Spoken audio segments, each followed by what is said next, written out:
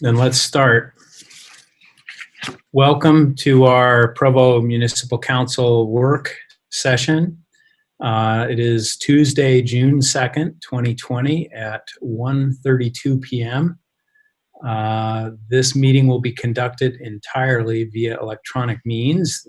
This meeting is being broadcast live on the web on the Provo City Council YouTube channel, where it will also be available for on-demand viewing.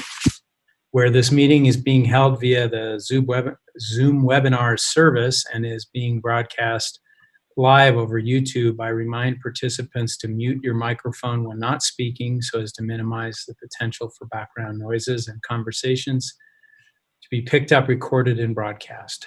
I'll begin with a roll call, and I will state the names of all the City Council members who are present. I am George Handley, the chair. I'm joined by Dave Harding, vice chair, Shannon Ellsworth, Dave Sewell, Dave Shipley, Travis Hoban, and Bill Fillmore.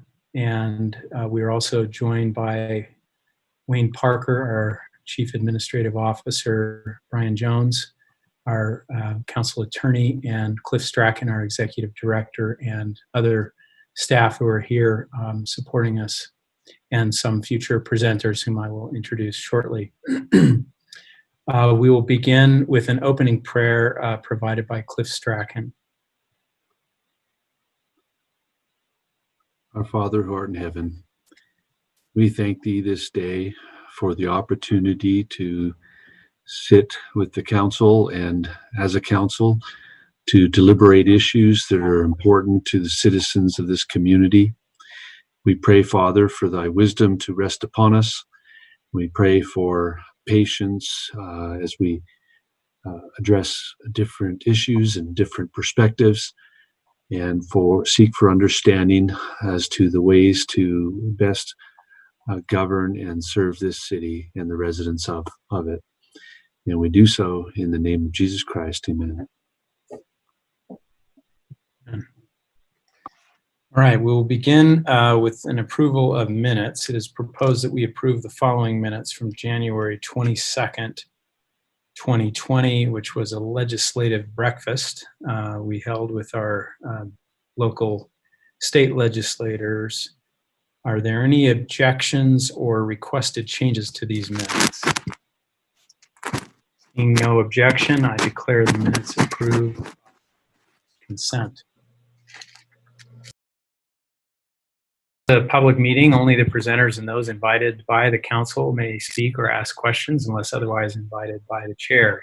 Please use the raise hand function to indicate that you would like to speak, and wait to speak until called on by me.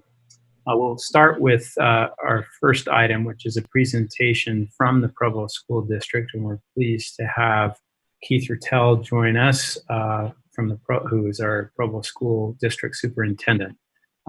And this will be an update about what is happening with the district. So go ahead, Mr. Ruttel. Glad to have you with us. Let's see, okay, can you hear me all right now? I can hear you now, yeah. Great. So I wanted to share with you a couple of things. Just I thought you might be interested. If it ultimately turns out you're not, then maybe this will be a one and done. I don't know. But let me go through a few things that are happening right now. You probably heard rumors that the board is looking at running another bond, and this is mainly to address the TIMFU issues. TIMFU, when we got into the new calendar year, we were contacted. When I say we, it was myself and my business administrator and my director of facilities. We were contacted by State Risk Management saying that they were concerned enough about the condition of TIMFU that they were considering dropping insurance for that building. And what we were given was essentially a directive to come to them with a plan that they could approve, that they felt would keep the students safe and would be forward thinking and would take care of many of the significant issues up there. If they were to approve that plan, then they would not drop our insurance. So we've been working very closely with the State Risk Management, and most specifically with the engineers that they've assigned to come and visit TIMFU, tour it, monitor things that are going on there. There's been a lot of settlement in that on that site for about the last year in particular. This started off really with a lot of water movement underneath. There are some very important and significant engineers that have been monitoring this with us, and they're giving us regular updates as to the condition of the building. At one point, there was a real concern that, again, if we were not to take immediate action of some kind that they could agree to, that we may have to close a portion of the building. So you may have heard the rumor going around maybe about 6 weeks ago. It was more than a rumor, it was actually a plan to put in a large portable city there and close down the main academic wing. That main academic wing serves at any one given time of the school day about 70% of the students. Timpview has about 2,300 students, so I'll let you do the math about how many students would have to be accommodated by a massive portable city. It would have been an eyesore, it would have been a security challenge, it would have been something that the teachers would not have enjoyed, or the students. In bad weather, it would have been difficult to make our way around campus. So through some good, clever engineering, again, working with state risk management, we came up with a plan to address some of the more significant areas of that building. One is the South Gym. And if any of you saw the presentation that we were giving during the November bond election time, we were showing pictures from that, and there's some significant challenges there. So that has to be addressed. The main academic wing, which is on the southwest side of the building, is also in distress. But again, and I can't go into all the details about the engineering, but let's just say the engineers have been part of it, and they've taken this to risk management, and risk management has approved this plan. We were able to take advantage of some fund saving that we've had going on over the years and put aside about $20 million seed money so that the board approved the movement of that money into our building reserve, and that's how we can get started on this. So that's where we are with Timpview. We're planning to, starting the 15th of June, to start working on the South Gym area, and then we will move through as more money comes available, hopefully through a successful bond. If not through a bond, then there are other mechanisms that can be considered, but none of them would be as inexpensive to the taxpayers as a bond would be.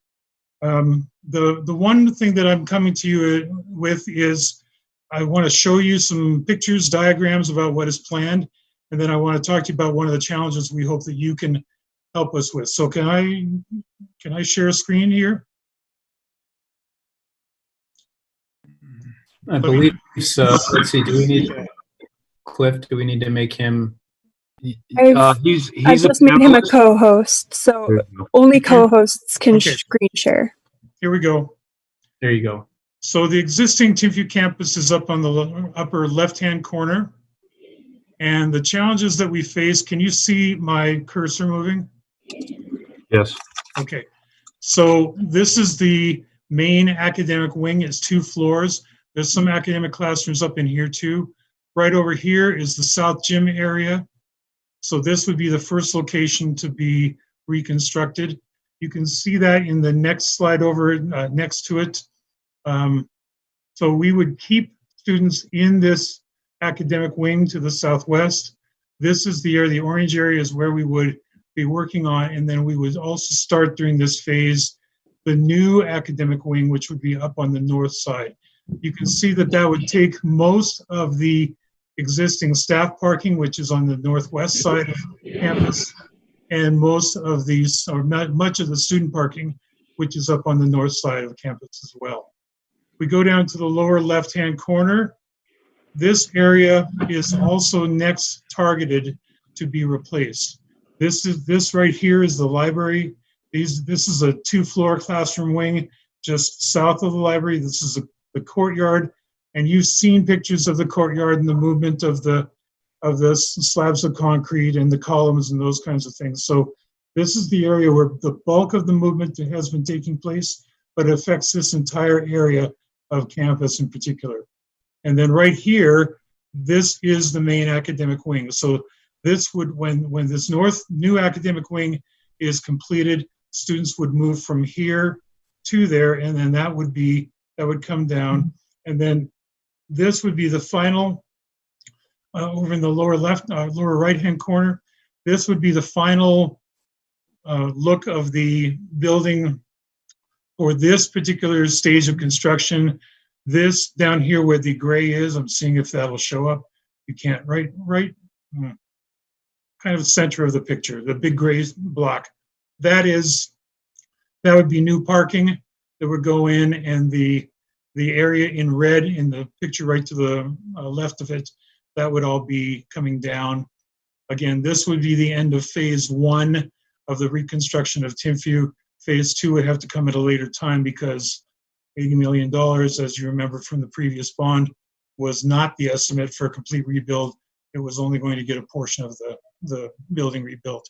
So that's what it looks like. Where we need your help is to, and I'm not proposing that we draft any ideas today necessarily, but the day will come probably soon, that if you notice that if we're taking away all this parking up here, and Timpview already has one of the smallest parking lots for a 4A, 5A high school in the state, you know what's going to happen, right? Students are going to arrive there, they're going to want to park, they will park on the street, they will park in other areas. We have talked in a preliminary fashion with a couple of churches about potentially using their parking lots during the day. I would say that that's likely, but that will be a little ways away. We may have to talk to the city about what are the allowances or forgiveness or whatever that you might be able to grant us for additional students parking on the road during the school day and for evening events. So that's what's going on right now at Timpview. If you're going to want a lot of details about the engineering, I don't have that in front of me. But if you have questions you want to ask of me right now before I move on to the next item, feel free. Any questions? Yeah, Mr. Chairman, I'd ask, what is the time frame for all this? About 2.5 years when we break ground, and we would expect to break ground sometime in October, November. So you will have to use the temporary trailers, won't you? No, we're actually allowed to reoccupy the existing academic wing. The thing that will be displaced will be the gym classes in the south gym, that orange area up on the upper right side. We were able to get around that, and I would say that probably the patrons and staff and neighbors are relieved. Okay, well, good. Yeah. We've got some very good people working with us on this. So total cost is what, Superintendent? Total cost for the entire project that you see represented in these 4 slides will be right around $80 million. We have $20 million seed money to take care of the most immediate need right now, which is that south gym area. And then again, the board is proposing the bond to complete the project. If the bond doesn't pass, then they may have to consider some other financing options. But So this is at the point right now where this is critical. So the bond would be for approximately 60 million? Bond would be for 80 million total. We're front running this money. We would then use that 20 million that we seeded this with, backfill it with bond money, and then the 20 million will go to make some upgrades at the 2 other schools that were on the previous bond that are also in need. Just some upgrades, roofing and those kinds of things. Okay. So the bond election would be when? November, what is that, 5th, 6th, something like that? So you still got time to do it this year? Yes. Okay. Yep. Mr. Hoban. Yeah, I don't know why I care about this. I think we just have had some neighborhood response regarding, as you mentioned, traffic and parking and such. But do we have any idea how this might impact traffic flow over this period of time, and it might impact the neighborhoods and such? during the construction phases? Well, I think the traffic would, I don't know that the traffic will be a lot different.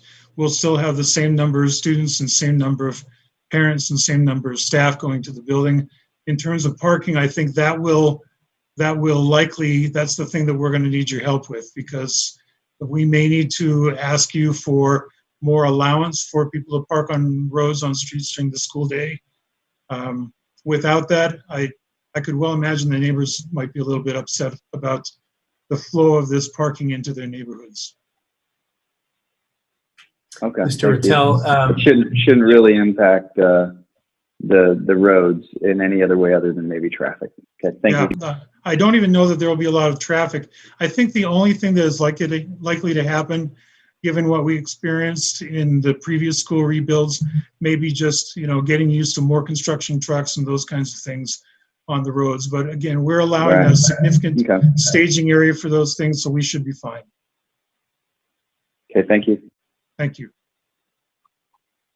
I appreciate your patience with this whole thing, Mr. Rattel. I know this has been very, very difficult, and difficult, especially in terms of the disappointing result in the bond, and now facing this kind of a situation is sort of a terrible catch-22. As far as the parking goes, I mean, this is just a thought off the top of my head, but and I'm sure you've probably already looked at this. I would be optimistic that a significant dent could be made in terms of the numbers of cars that need to arrive on campus every day if there was a really aggressive campaign to promote the use of the school bus and walking and biking and other means of getting to the campus. Just having observed kids go to Timpview for many, many years, including my own, the ease of just getting in a car and driving up there is pretty appealing. And it seemed to me that there were always kids who would prefer to do that than to take the bus. And there were lots of kids who probably could or should get there. I feel like that Monty Python skit, when I was a kid, I walked through that there were always kids who snow to get to school. I walked to every one of my schools all my young life, and I know that sounds like but they were not short walks. Anyway, I just think there could be some progress made. I think it would be better for everyone involved in any case, and maybe that would help mitigate a little bit of the problem. That's not to say that you may have to be looking at other options as well, because obviously not everyone can do that, but just pass that along, and maybe that's something that we could help with in the city. Thank you. We have talked about that, and when we get back to school being in session, we'll definitely, or closer to it at least, we'll be pushing that hard. We've already opened a dialogue with students about the need for that to happen, although it's been fairly informal to this point. But I know that the school administration is planning to have that same discussion. Thank you. And what you just raised there, Council Chair Handley, that's especially what we're looking for. We're looking for you bright people in partnership with us to help us problem solve these things. So, at this point, no suggestion is foolish. We'll look at everything because we're going to have to. So thank you. You might consider collaborating with the Bike Walk Provo people who are very passionate about this. Most of their attention has been downtown, but this is a project they might be willing to get behind and really push for a sort of new culture of transportation to school. Right. Ms. Ellsworth has a question or comment. Go ahead. Yeah, my comments just in regards to Mr. Handley's comments, because you used to live where I live in this area, and you probably know it's 5.5 miles from my house to Timpview, and the kids here where I live go to Timpview. So it's not totally pragmatic for everyone to walk or bike. And the boundaries are such that driving is really practical for a lot of people. Thank you. Yeah, I was referring mainly to kids who are driving instead of taking the bus when they could be. And I've seen that happen quite a bit. I don't know about in your neighborhood, but just because they have a car, it's, it allows them to go for a lunch break during the day or whatever if they have afternoon things. But I was not always persuaded that kids were using the bus as often as they probably could. Thank you.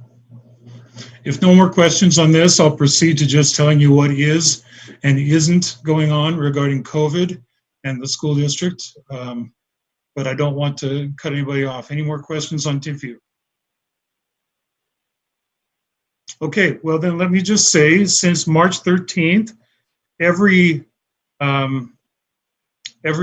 challenge that you folks have faced with the city, we've faced similar challenges. The soft closure of schools, the social distancing, the masks, all of the different challenges. We had 2 days, essentially. We had a little warning that it was coming, but we had 2 days essentially to train the teachers about how to move to a more of an online environment. And teachers were very gracious, very willing to try everything possible, but there's no question that it was a rush. It also was a rush for us to deliver around 5,000 Chromebooks out to students. And we had a good process for that, and it was fast and effective. But, we still deal with a number of students in the city who do not live in a wireless or a wire-connected environment in their homes. So we've been very fortunate to get some grants. We've worked with Comcast and Google and a number of others who have graciously provided connectivity to students and families. And this is well beyond the original work that was done 6-7 years ago when Google first came to town. We still are dealing with that. We have a number of challenges to try to get all of our homes with students in them connected, but we put a good dent in that this time around. Teachers were very patient. Teachers, we thrust them into this all of a sudden. Everybody had a sense that it might have been coming, but in terms of really being prepared for it, it takes more than just a couple of days of training to do that. So we are continuing to work on how do we help teachers deliver things in this environment, deliver instruction in this same environment, in at least that same effective manner, if not more, as we look at going into the new school year. As we look ahead, well, just before that, I want to say just thank you to everyone for their kind words and their patience. I really have a great team of people here, ranging from custodians all the way through until the upper administration of the district. We were having to just adapt on the fly, as I know you are aware of. It seemed like every day there was a new challenge that came up, and we were meeting for at least an hour and a half to 2 hours every day just to try to be responsive to these changes. There is no manual out there, at least for school districts, about how to deal with a pandemic. So maybe there will be now. Somebody will make some money off of it. But for now, we've gotten through, and it was good. It was effective, and we're ready for what comes next, we think. As we look ahead, we think it's probably going to be a yellow environment still as we are planning for the fall. And we think that there's probably going to be some type of blended learning, as well as the other recommendations that will come from the state regarding things like social distancing and masks and those kinds of things. There are a lot of people who seem to think that because I have the authority to close schools on a snow day, which, by the way, in the last 8 years, I've never gotten right. But I've tried, but never seem to get it right. But there are people who seem to think that because I have that authority, I can close schools based on the kind of pandemic situation we're dealing with now. I don't have that authority. That's the state or the regional health department, not the schools. So we are going to be constrained by the directions that we're given by those agencies. That's why I'm saying that we do anticipate that there will be some additional limitations and restrictions on us. At that time, anticipating that we'll still be in a yellow format. Just today and tomorrow, in fact, as soon as I'm finished with this meeting, I will be going into another meeting where we're trying to pull together 2 recommendations for the fall that we will bring to the school board soon. One of them would be a green, so everything's more or less back to normal, whatever that is. And then one would be a yellow, and that would likely include some of the things that we're doing right now, as well as, I would imagine, some type of blended model with technology. And that's what our plan is at the present time.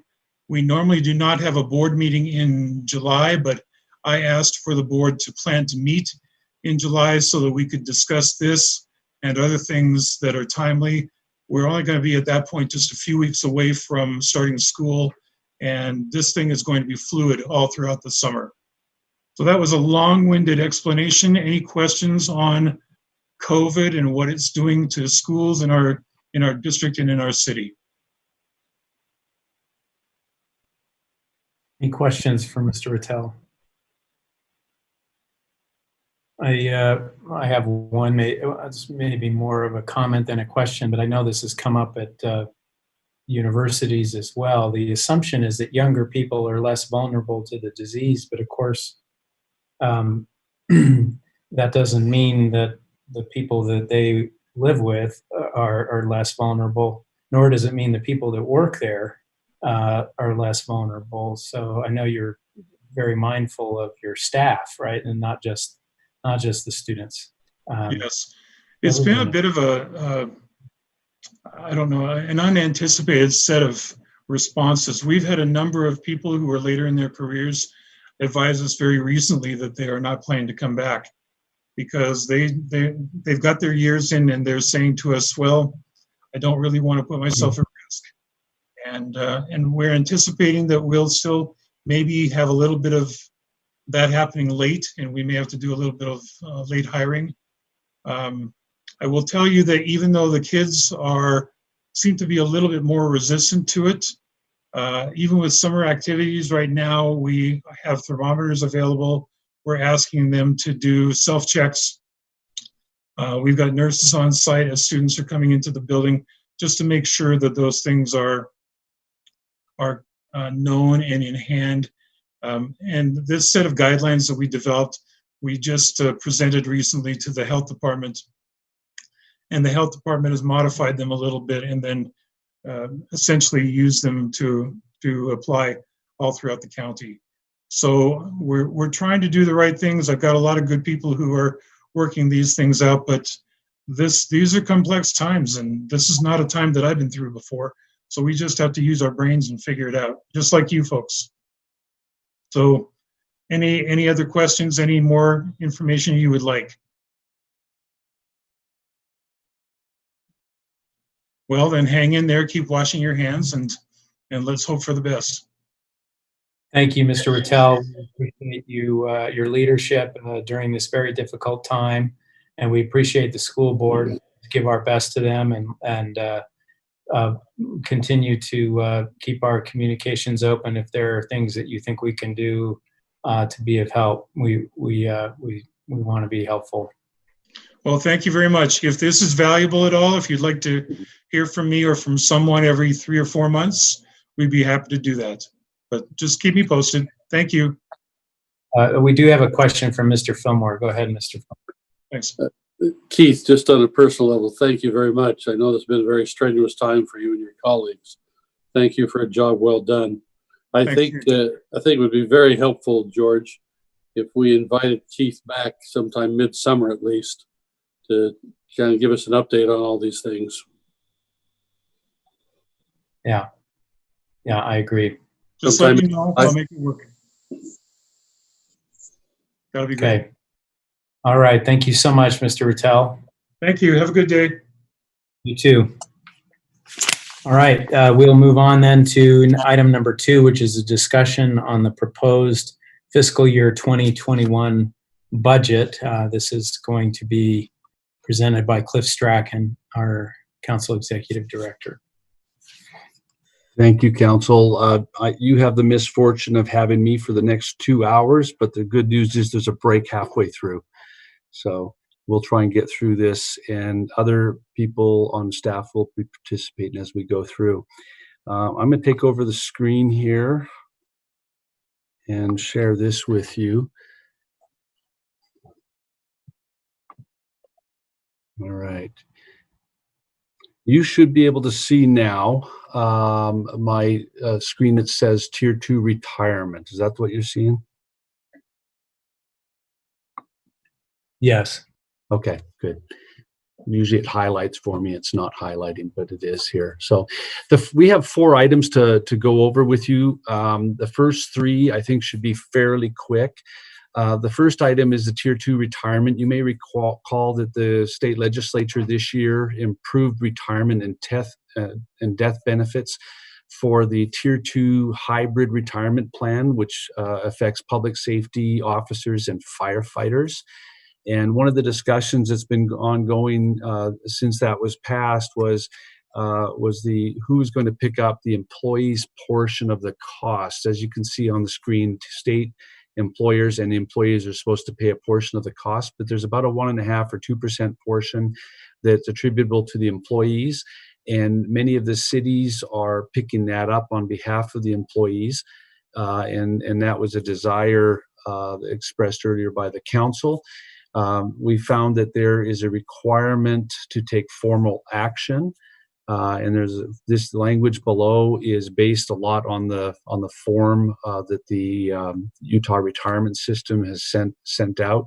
And so if the council's supportive, we'd ask for a motion that says that the Provo City Municipal Council directs that the city pick up, that is pay, the required member contributions, should be plural, which will be designated as employee contributions on behalf of employees serving as public safety officers or as firefighters that are members of the public safety and firefighter Tier 2 hybrid retirement system. Just to be clear, this is not affecting the Tier 1 systems, nor, as I understand it, employees who are not public safety officers or firefighters under that Tier 2 system. Mr. Harding has a question. I was just going to say that I believe we've discussed this previously, just at least kind of in concept, and I felt like there was general council support, so I'd be happy to make that motion. All right. We have a motion. Do we have a second of that motion? I would second that. That was Dave Shipley. Yes. So Mr. Harding made the motion, Dave Shipley. Any discussion of the motion? Mr. Fillmore has his hand up. Yeah, I see that. Mr. Fillmore? Just a point of clarification, are we being asked to do this on a temporary COVID-related basis, or is this a permanent budgetary thing that we're committing to do it every year? This would be permanent, and it's funded within the mayor's proposed budget for this year. Okay, just wanted to be clear. All right, any other discussion of the motion? Okay, Mr. I'll call for a vote on the motion. Oh, I would just add, yes. I think this is really important, not just as a thank you to our these particular employees in the city, but also by way, for purposes of retention. I think we need to always be very conscious of the fact that our police officers, our firefighters have other options out there by way of employment. And we need to let them know we value them, and we want to hold on to experienced police and fire personnel.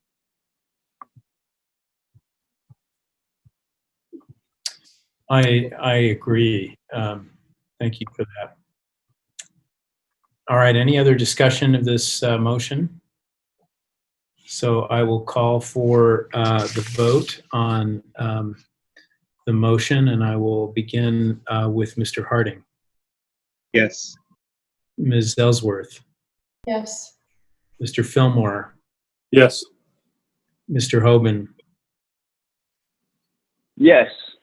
Mr. Sewell. Yes. Mr. Shipley. Yes. And I will also vote yes. So that is unanimous. Okay. Thank you, Council. Cliff? Thank you, Council. The second item is just a discussion on the consolidated fee schedule, a copy of which is in your packet. Just some highlights from that report, and one of the things I really want to commend Marilys and Hannah for doing is providing a lot of description of these changes and what they mean, and et cetera. So some of the highlights are that the floodplain permit fee has been added. A residential accessory dwelling unit fee has been added. This is most people in most dwellings units in the city have already been addressed under the current policies. Justice court fees have been updated to match state law. Library room rentals, equipment, non-resident cards were added and amended, and the library is quite pleased to delete the children's materials fines. Parks and Recreations made changes to the fee schedule for cemetery, Covey Center, golf course, park pavilions, Peaks Ice Arena, the Recreation Center, and adult and youth sports. Energy rates have changed, though they're my understanding that they are revenue neutral. And then Public Works, you're probably already aware of changes to airport parking fees, water, wastewater, and sanitation fees outlined in the budget proposals. And if you have any questions, Marilys, I believe, is here to answer any that you might have.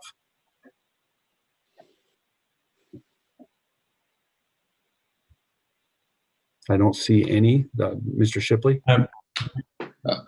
I was just going to, speaking in terms of representing the library and the library board, we talked about deleting these children's material fines.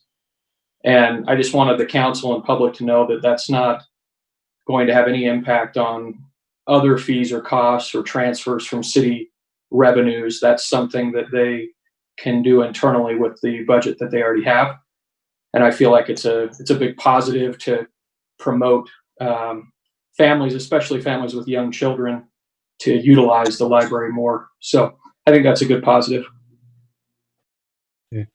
I erred in my attribution. Elizabeth Vanderwerken leads this effort every year and has worked with Marilys extensively to make it happen. So kudos to her as well. Now, if the council desires any changes to consolidated fee schedule, you can consider that now. You can consider that tonight. You can consider that anytime up until the budget resolution is adopted on the 16th. And if you don't make any changes, go ahead, George. Mr. Hanley. Yeah, it just occurred to me, I wasn't thinking about this when I was reading through the packet to be looking for this, but I might follow up with a brief conversation with Travis Ball. He and I had a conversation several months ago about fees for charging, essentially a fee structure that might be a little less punitive for people who have electric vehicles who are charging them at night. So I don't know if there's anything in here that would even that may be too far into the weeds to for this conversation now. But if anyone has any information about that, otherwise I'll just reach out to Travis. That's Travis Ball. Yeah. Okay. You get Mr. back Harding. to Okay. Yeah, the first bullet says, see staff report in agenda packet. As you were going through here, I was curious like what the energy rate changes were. So, but I don't remember seeing that in the packet. I checked again, at least the one that's currently online. That's not the full packet, but is kind of a line by line. I only see the memo, but I didn't see a staff report. I don't know if that got missed or if I need to look somewhere else. The memo and the staff report are the memo is the same thing as the staff report for this item. Okay, you know what? That was emailed to you separately. That's not in there right now. Okay.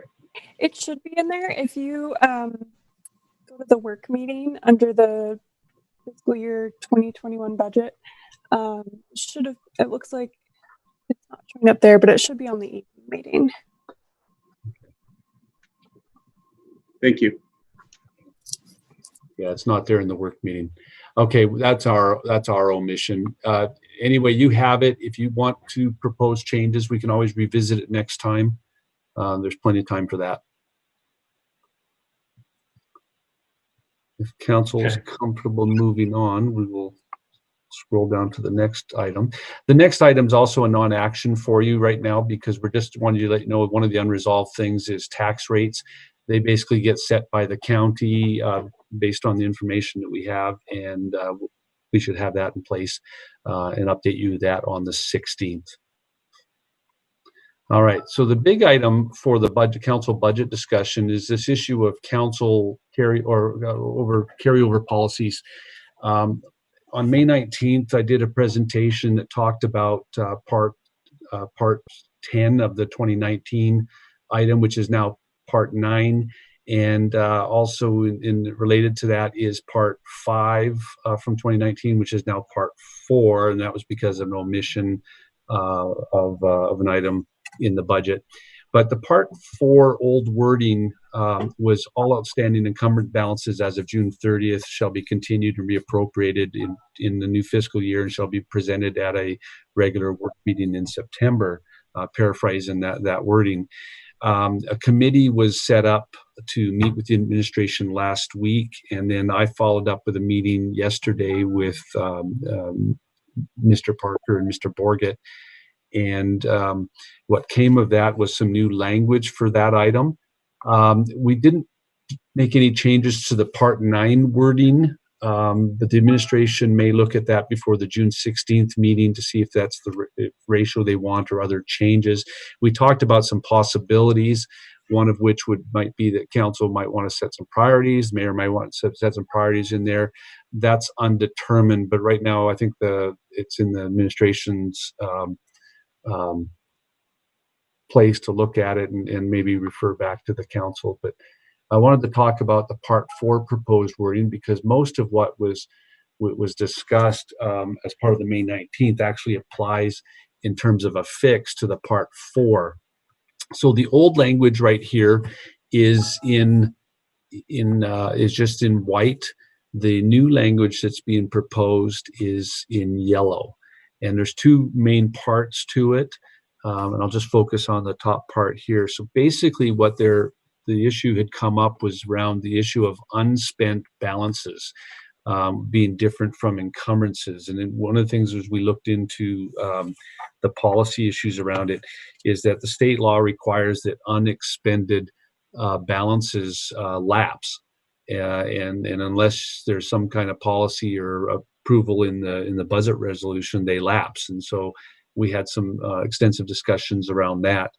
And so rather than the administration or the administration's directors just encumbering everything, there is a desire to allow that unspent money be targeted by the mayor for whatever purposes she thinks best.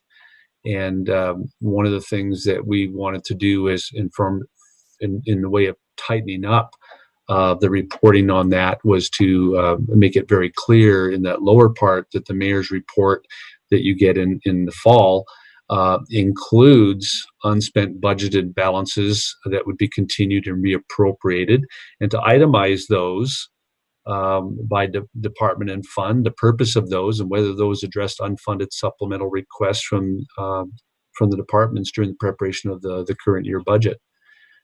So that's one part of it. Then in some other discussions related to that focused on some of the issues of prioritizing, is it was recognized that there are certain things that can and should be probably should be continued over automatically. And those are some of the capital items that happen, or the big expenses for maintenance that go with the fire department, the recreation center, and certain general fund facilities, which do include the existing buildings and the new building that we'll have in 2022. And those, we talked about having about $5 million last year, which was unusual, but about $5 million that was carried over. And a lot of that was for these 3 items. Then the other thought was to talk about some items that may just go year to year and would make sense to carry over. And the one that stood out was the funding in the budget for the elections costs. And so the administration has proposed this language. Every other year, the city has a responsibility to provide funding for an election in order to make the budget more comparable. Half of the anticipated cost of the election is budgeted each year. Any unused funds should be continued to reappropriated for expenditure in fiscal year 2021. So this is the proposed language they have asked or suggested for consideration by the council. And with that, let me speak to that just a little bit more. Part 4, you really don't have to do any action right now. This is the draft language in the resolution subject to the public hearing tonight and on the 16th. But you could signal your support for that new language or opposition to it with a motion or some other way to discuss it. So those are some of the thoughts on that one. And with respect to part 9, a little bit slightly different. No action. Go ahead, Mr. Hanley. Mr. Fillmore? You're muted, Mr. Fillmore.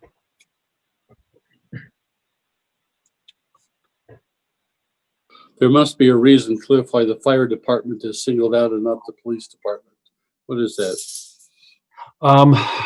Probably because of the size of the capital costs, and typically they have a significant portion. If Wayne is willing to talk to it, I'd defer to him on that answer.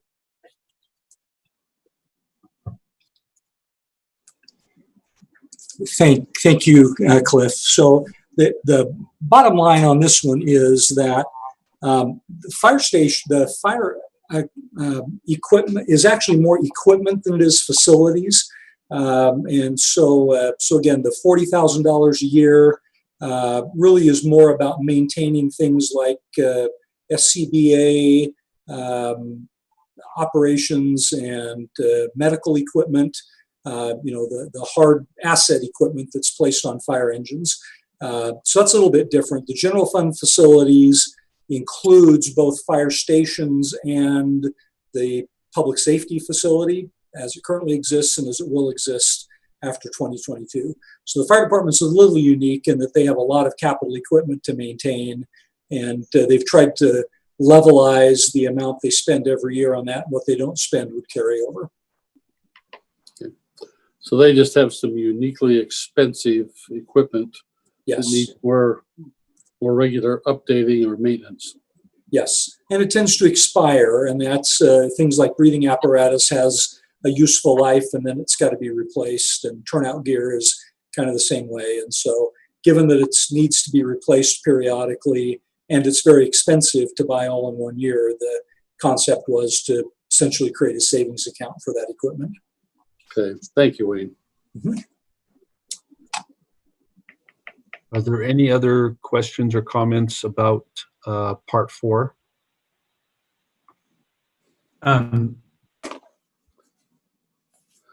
Yeah, let's see, I can't. I couldn't tell if I was muted or not. So I'm assuming, maybe you stated this at the beginning and I missed it, but this is something that sits well with the administration. I don't know. My understanding, yes, because they suggested this language.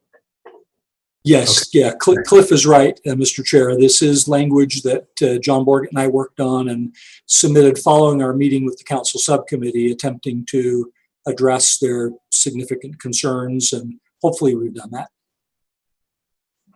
Okay, thank you. Mr. Harding? Yeah, I appreciate that discussion right at the end. That we were able to meet with the administration at the end of last week, and that was, I felt like a very productive, helpful meeting, and I definitely gained a lot in understanding. I believe this proposed language I saw yesterday, I'm comfortable with it being in the proposed budget that we'll tentatively adopt this evening, but I would ask that the committee be allowed to take a look at it, before kind of doing a final weigh-in. Now, just to make one slight correction, we aren't tentatively adopting the budget tonight. We've done that already. Tonight is just the first of the 2 public hearings required for full adoption of the budget on which we expect to happen on June 16th. Thank you. So those are two. So this is the proposed wording for that, addresses most. I mentioned that with respect to Part 10, really going back to it here. Sorry for those of you who just got whiplash from looking at this. This is the issue of whether or not the general fund balance, the carry over some funding into the general fund balance and also the innovation fund, and whether or not there's some changes. As I said, the mayor and Wayne said that they'd like to look at this before coming back, because it may not be the ratio that they want, but you as a council are perfectly allowed to weigh in with your priorities if you want to see anything changed. And again, the committee may want to take some time with that, and you have again until another 2 weeks to figure that out. So no actions are required on either one of them, but you could approve the change if you wish. Otherwise, the language that we've just shown you is in the draft language that you'll be hearing tonight, hearing public comment on tonight. Okay, that said, those were the items that we had felt necessary to talk to you about today. And you're open if you have other budget items that you want to hear about between now and the 16th to let me or the administration know, and we'll figure that out for you. If you want to discuss anything now, we do have some time before our break, or we can just go straight to break now and hopefully continue to move through the agenda. Mr. Shipley has a hand up. Yeah, I'll be the bad guy and ask a question and delay us from going to our break. But something that's been obviously on my mind over the past week or two is what line items do we have in the budget for our police force in Provo to get any kind of training that would be helpful when it comes to race relations, and maybe the mayor can speak to that, or someone can speak to what we do on an ongoing basis for our police force as far as training and in light of what's been going on. Mr. Parker or Mayor Kafusi? I don't see the mayor on with us. Am I missing that? Well, let me mention just a couple of things. We do fairly regular training on things like de-escalation and implicit bias and some of those kinds of things. We have asked the chief, as we kind of get through this period of protest and some unrest, that once we're kind of through the crisis, to come back with some recommendations. And that could be training issues. It could be other kinds of work. For example, employee wellness and mental health kinds of things. It could also be necessary equipment and so on. And so there's certainly more to talk about that. We are doing what we think has been helpful up to this point, but again, we've asked the department to do some additional evaluation, and we'll be happy to come back to you and give a report. And hopefully before the budget would be adopted, but if not, we could certainly do it as a separate appropriation, maybe even prior to the 1st of July. Thank you, Wayne. And I guess my follow-up to my question is that I would be supportive, even at this late hour with the new budget, to add in anything that we feel like would be helpful, with Chief Ferguson's blessing, just anything that would be appropriate. And I just think there are some new things that we might need to look at this point. Yep, we're with you. Okay. Let me tell you that there are some changes to come to some documents in the tentative budget, and that's with respect to the principles of financial management. That starts about, I think, page 121 or something in the tentative budget. We have proposed language changes consistent with changing circumstances, such as state code changes, etc. Also, we added in the the policy intent statements that were applicable to the budget that the council had asked for previously. And there may be some minor changes based on what is going to be adopted with parts 4 and 9 and any other sections, and we'll get those worked out in time for June 16th and present those. Just at least let you know what those are. So thank you, Mr. Parker, Mr. Borgett, for working with our committee on trying to figure out some of these language issues. And we recognize that there's, we sometimes have different, as I said to you yesterday, Wayne, some different perspectives on where the line is between executive and legislative. And it's really always appreciate the willingness to work with the council on these things. Mr. Chair, I hand it back to you. I think we're done with this part of the discussion and we're running early, so this is good. All right. Thank you. And thank you, Wayne, for your helpful collaboration, and John Borgett as well. As always, we respect and admire and are grateful for the work you do in the administration and your willingness to communicate and collaborate with us. So I think with the powers invested in me, I think we'll take a 15-minute break and come back at 2:45 to start up our second portion of our work session today. So we'll meet back here in 15 minutes.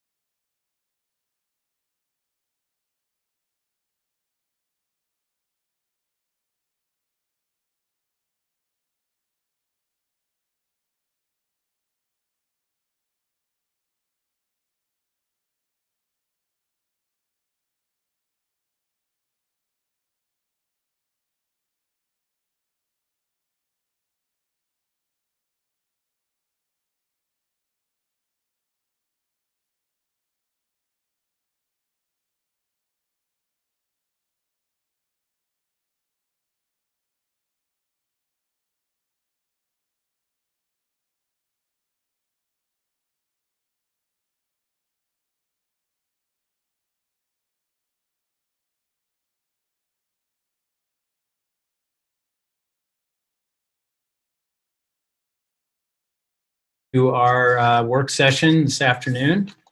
We'll continue with item number 3, which is a discussion regarding beer licensing regulations and density restrictions. And Cliff Strachan and Councilors David Harding and Shannon Ellsworth will be presenting, or I guess, anyway, I know Cliff is going to be presenting something that is the result of a recent effort to survey council opinion on this matter. So go ahead, Cliff. All right. So council, just as a reminder, so one of the reasons we bring this back is because we've discussed it through the committee, and the committee has come up with different proposals. And the last time we met, after the proposals were presented, and most of the discussion was by the proponents and not so much by the rest of the council. And so we as staff were left with, and I think you as councilors were left with, uncertainty about the direction of where you as a council wanted to go on these 2 proposals. So we put together a survey and polled all 7 of you on the various points in there, and did some follow-up questions in there to help us understand some of the information that you provided. And we're going to ask Hannah to share that with you. Hannah worked with me to put together the survey, and then she has analyzed it and pulled the information for you and shared it with you by email. But we wanted to share that information with you publicly. And then as soon as she's done, and you're free to ask some questions, we want to get a sense from you, after you've identified those points of policy that most of you appear to support, do you wish to go forward with any of them? It probably is the time to have some discussion and some maybe some motions on how to proceed, and then go from there. I will tell you that as we looked at it from a staff level, we didn't feel that the proposals were mutually exclusive, that one could build on the other. So we asked that kind of question in the survey. So Hannah's going to share those results with you, and then we'll move into some discussion and hopefully some motions. John, you want to bring that up on screen?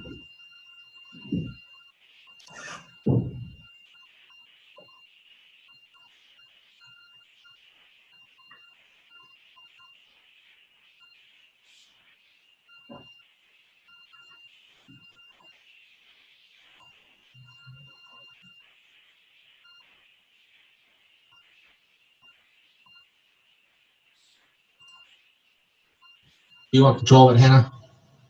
I'm not sure where it is on your screen. If you want me to share my screen, I can. Well, it should be sharing right now. You don't see it? I see your desktop. Let me pull it over and maybe get the wrong one. There it is. There it's here. There you go.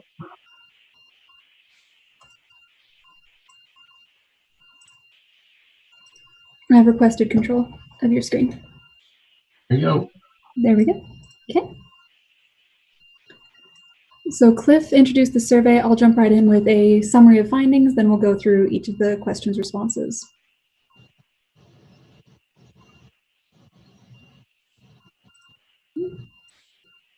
So looking first of all at the options where the majority supported and the remaining votes were not in strong opposition. For example, it was like a 4-2-1 vote with 1 for the opposition. The votes that got the most, or the proposals that got the most support, were prohibiting brew pubs from storing equipment outdoors, requiring them to have off-street loading and off-street access during certain hours, limiting the density of bars, limiting the footprint of brewing facilities to about 30% of the bar area, or the brew pub area, permitting no more than 2 Class F licenses per incident of a zone, measuring the alcohol outlet density and publishing a heat map for information, limiting the density of brew pubs only, and limiting the number of barrels that brew pubs can produce with the ratios of support on the sides. There were some where the vote was a little bit more split, where it would have been a 3-4 vote, or 3 in support, 3 opposed, and 1 neutral. Those were limiting restaurants that served alcohol, limiting the number of restaurants that serve alcohol or any other alcohol outlet by population, which is the most common, but it seemed pretty split on the vote here. Requiring prospective alcohol outlets to come to the council for exception on density if they don't meet the mayor's initial administrative approval. And limiting the number of density of all alcohol outlets, including restaurants, brew pubs, bars, etc. Moving on to question, oh, yes? Would you go back to the last two slides? And the question I asked you earlier, why are the 2 4-3s? I hinted at that, but I guess it wasn't very clear. In this case, this is where it seemed like support and opposition were pretty close to each other. So that's why they were split. In some of these, even though 57% would be 4 of the 7 votes, the remaining 3 votes were pretty split. Didn't seem like the opposition, the total number of people who opposed it really compared to the total number of people who supported it. Okay. Yeah.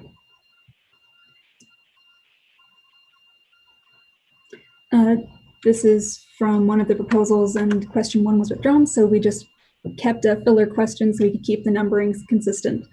But unanimously, go Provo. Something we can all agree on. It's good to get off on that foot, right? The second question was limiting the number of barrels that brew pubs can produce, our second proposal. The majority, 4 of the 7, strongly supported or supported. I've got the numbers tallied here for the oppose and strongly support and strongly support, so we can start grouping those. Question 3 also had pretty strong support, which was prohibiting brew pubs from storing equipment outdoors. Proposal number, policy item 4 from the first proposal, to limit brewing facilities to only 30% of the total floor, was also fairly well supported at 72%. That's 5 of the 7. Question 5 was also pretty well supported, requiring brew pubs to have off-street or alley accessible loading docks. There's only 1 person who opposed. Question 6 was to permit no more than 2 Class F licenses per instance of a zone. So for example, each of the SC3 zones could have 2 licenses each for a total of 6 possible licenses in the SC3 zones. That was fairly well supported with 1 vote that was neutral, 1 vote that opposed. Moving on to the second proposal. There was a proposal to measure the density of alcohol outlets and publish a heat map of alcohol outlet density to better inform the businesses, the city, and the public. This is more geared toward information. And this was also fairly well supported with 1 vote neutral, 1 vote opposed, strongly opposed. The second part of proposal 2 is that there was a memo on local consent that explained it pretty well, but for everyone else, alcohol outlets, as part of their approval process with the state, have to show them a form signed by their local government in the area where they want to have their restaurant, bar, etc., showing that they have gotten consent from the local government. The council has decided that will go through the administration. A lot of other cities, most other cities, do it through some staff member that's in their planning or licensing department. This proposal would continue that process, but any that fall above the density threshold that we're permitting could appeal to the council for a special circumstance or approval through the council exceeding the prescribed density. This was fairly well supported with 4, but there were 3 who were opposed or strongly opposed, so it is one of the more split items. Questions 9 and 10 were just comparing, asking if they, as Cliff saw it, or as Cliff said earlier, if the 2 proposals were mutually exclusive or competing in any way. Every counselor answered no, that they could choose both or at least choose elements from each. Going down, 1 person, though, did say that if they chose one, it would be the restrictions for the F license. Everyone else said that they didn't feel they had to choose one in the earlier question. Staff wanted to ask some broader policies as well. We asked about limiting the number of all alcohol outlets, including restaurants, brew pubs, bars, all of them, except for off-site consumption like grocery stores and convenience stores. This was also fairly split, with 4 supporting, 3 opposed or strongly opposed. Limiting the number of brew pubs only was pretty well supported. This would have been a 4-3, but it is, again, one of the more closely split. Limiting the density of bars, not bars exclusively, but just bars as part of the overall view, was well supported with 86% for. That would be 6 of the votes and 1 strongly opposed. Looking, same question applying to restaurants. This was pretty split, where 3 said they supported or strongly supported, 4 opposed, strongly opposed, and 1 was in the neutral. So it could go either way. Limiting the number by population is the most common way to do it, but that had the same split as the last question, where 3 supported, 3 opposed, and 1 was in the middle. They were neutral. There was the option also to limit the density by distance, saying 2 can't be within so many feet, 200, 400 feet of each other. This was pretty well opposed and strongly opposed. This is the only question in the survey where the majority opposed. So the last 2 questions, we gathered up some of the different alternatives, and instead of just asking if they were supported or opposed, we asked the council if they would rank their preference. The 1 being their top choice or the one that they'd like the most, 5 being the least, and items could share the same ranking if respondents preferred them equally, which is why, for example, if you look in the second response, there's 1, 5, 5, 1, 5. The person said they would like these 2 things, but wouldn't want anything else. The ones are bolded, so you can sort of see which ones got the most top votes. It was bars, except for the 1 person who said that we should not regulate bars, which is likely the same person who said so in the other questions. The second most preferred outlet to regulate was brew pubs, very closely followed by private clubs. As far as the method of regulating density, instances of a zone turned out to be the most popular, with the weight or heat map, which could be for information or could be a means of determining the density, as a fairly close second. Everything else lagged pretty far behind in 22, 23, and 29. That was the findings from our survey. It does seem like a lot of people are on the same page, going back to the common ground we found earlier, but there were some votes where it was pretty split. And staff would be happy to answer any other questions that you have, or if you feel you need more information to make an informed decision, just let us know. Are there any questions I can answer now?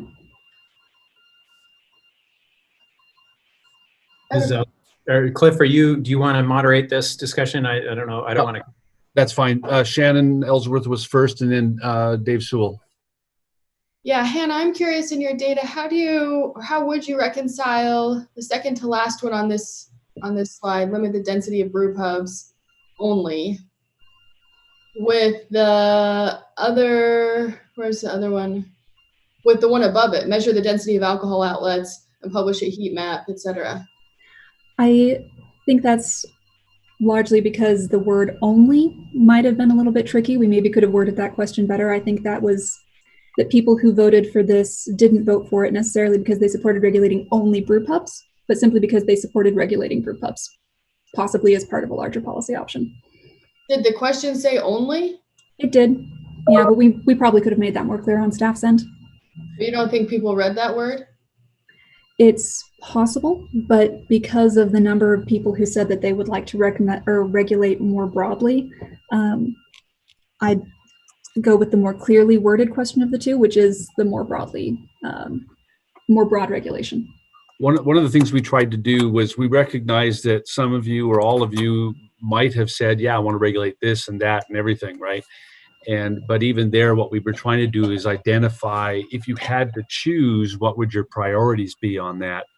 And like we said, the thing that stood out, which didn't surprise us, was from previous discussions, was the limiting the density of the bars. And then the clubs was close behind that, and then brew pubs, and somewhat farther behind, well, I think it's one more, isn't it? Yeah. And somewhat further behind was restaurants. I mean, the significant difference, brew pubs and clubs were pretty close, and obviously I think the council has expressed before they would like to see no more bars added. to the two that we already have. So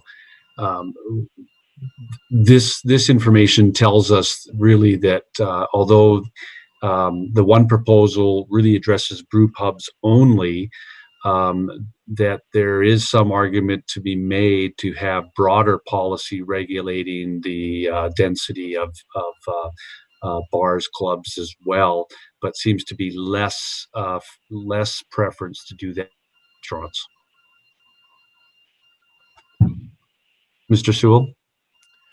I just wanted to say nice work to staff on this. I think it's always a challenge to understand what a group of 7 different individuals collectively thinks about something. And I just found this very instructive and informative. Thank you. You're welcome. Any other questions or comments? If not, let me just lower your hand, Mr. Sewell, if I can get there here. Oh, there you got it. I guess the next point then is recognizing the different proposals. It would be helpful to staff, and I think to you as a council, to start identifying, based on what you've seen, what do you propose that the city do next? Do you want to work on, I mean, you've seen the broad description. The next step would be to put some of this into legislative language based on whatever you ask us to do with that. So it'd be helpful to have some motions or a motion or whatever. And I think that's what we're hoping for in order to move this project along. Mr. Harding? So Cliff, I don't have a hand. I can't raise my hand because I'm a co-host. Well, you're the chair, so you can do what you want. Well, I thought you were moderating, so I didn't know how to raise my hand. Just raise your hand like this. I'll look for it. Okay, Mr. Harding can go first. I'll officially raise my hand. And I'll hand this over to Mr. Hanley. I'd be happy to go second. Go ahead, Dave. Go ahead. Okay. So the last 2 weeks, we have not met as a subcommittee, in part because there was this effort to see if we could gather kind of the council's opinion a little more specifically. I had held off on asking staff to put together a heat map until we found out if there was council support for that. Otherwise, you know, if there wasn't council support, it would be kind of pointless to go through that effort. So what my recommendation would be is, I think with this survey, we have some very clear, you know, insight into what the council is interested in. I think we could ask staff to work on that heat map. I think that would be very helpful in determining, you know, how to best proceed with that. And I think we could draft up the legislation that respects the outcomes of this questionnaire, of the survey, in kind of a cohesive proposal that could then be brought back to the council for consideration. So I've been advocating the local consent proposal, and it, you know, appears to have a slight majority of support, but I would be hopeful that maybe with a few tweaks that we might be able to broaden the support. So, you know, I'd rather see something pass with more than just a 4-3 vote. So that would be my preferred way forward. Would be, you know, now that we have very clear direction, letting the committee finalize or put together some proposed actual legislative language and bring it back. Mr. Hardy, is your proposal then to put your proposal forward in that manner and not address the other one, or do you want both of them to come back and be reviewed? what I'm suggesting is because both proposals were addressed by the survey, just allow the committee to work with council staff to draft actual language that would cover both of these. Because I'm firmly in the group that believes that these proposals are not mutually exclusive, and I think we've got some clear guidance on which provisions have the most support. And so I think we can, because I mean, for example, I mean, I don't think anyone in the council would like to see outdoor storage of material, and so the kind of what that looks like legislatively, that language could look quite a bit different.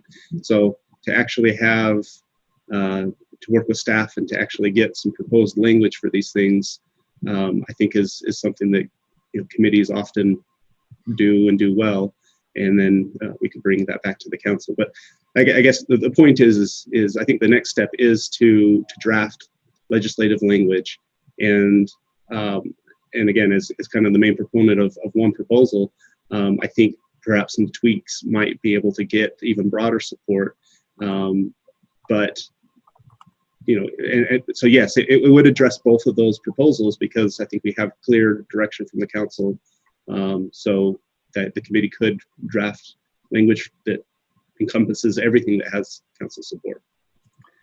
How does the other two members of the committee feel about that suggestion? Mr. Sewell? I like this suggestion. It seems like there's majority support for melding these two proposals together. I liked the idea that Councilor Harding expressed, that if it's possible to do that in a way that gets more than 4 members in support, I think that would definitely be preferable. Just looking back on my council experience, I'm not a big fan of 4 to 3 votes, especially on controversial issues. They're very fragile things, and if that's the best we can do, that's the best we can do, but I think we should try to do better. Ms. Ellsworth? Yeah, I had asked staff to create some language. Was that accomplished? I think we'd have to ask Brian if he had a chance to. I haven't seen any, but I think it was made late enough in the time period that we didn't have time for it, unless Brian surprises me here. Brian? Yeah, with some other things that were going on, I wasn't able to get that done yet, so it's not drafted yet. Okay. Yeah, I'd be interested in, Brian's first draft of the F license restrictions. Additionally, I don't feel comfortable melding the two proposals. I think that they're separate in their intent, and that they should be kept separate as they progress, because one is specific to the F license and the other is touching a lot more licenses. Mr. Shipley? Yeah, just looking at the results, I guess my thought would be in the interim, right away, I would say just let's move forward with anything that had 70% support or better from the council and have language right away on that. If I'm just eyeballing it all could be just the straightforward F license information, other than the measurement of density, which isn't really a policy. It's just, instructing us to measure density. And that might give the committee something to work on going forward. But in the interim, like I say, I think there's broad support, at least 70% or better support for most of the straightforward restrictions associated with brew pubs specifically. And then, like, for example, the density on bars, that for me, I answered yes, I'm okay with density on bars being restricted, but my understanding is that's already restricted, and it's not something that we were, that could be addressed by, law, but it's already highly restricted by law, in my understanding. So anyway, just to clarify that answer for myself, that, some of these answers we answered one way, and maybe it's interpreted as we were supporting something larger, but reality is we're just saying, I don't mind having restrictions on bars and clubs, and that's what we have. And I don't mind putting restrictions on brew pubs, but that's not necessarily a comprehensive alcohol restriction. That's just something that could already be addressed by the straightforward F license. So what your support suggesting then is you're open to moving forward with language where there's a huge support, and would you be opposed to to us working out language, and even as Mr. Harding suggested, kind of a draft heat map to let the committee look at those other ideas? I think there's I think there was support here to say, yeah, let's do a heat map. Let's look at it for informational purposes. And maybe that might guide, some additional, thoughts on what to look at and how to, maybe it'll guide us in saying, hey, we've got the liquor store in the wrong place in Provo, something like that we haven't even talked about yet, I don't think, or something that hasn't been addressed, but might have more influence on CDC guidelines and abuse of alcohol in Provo than any of the other stuff we've been talking about. So I don't mind that for informational purposes, but as far as restrictions and creating some kind of policy, I would just say that if there's something straightforward that we can create policy around, let's do it. I think we've got wide support for, quite a few line items that we could just move forward with. Okay. Before we cycle through a second time with some council members who have their hands up, Mr. Hoban and Mr. Fillmore, do you want to weigh in on this question?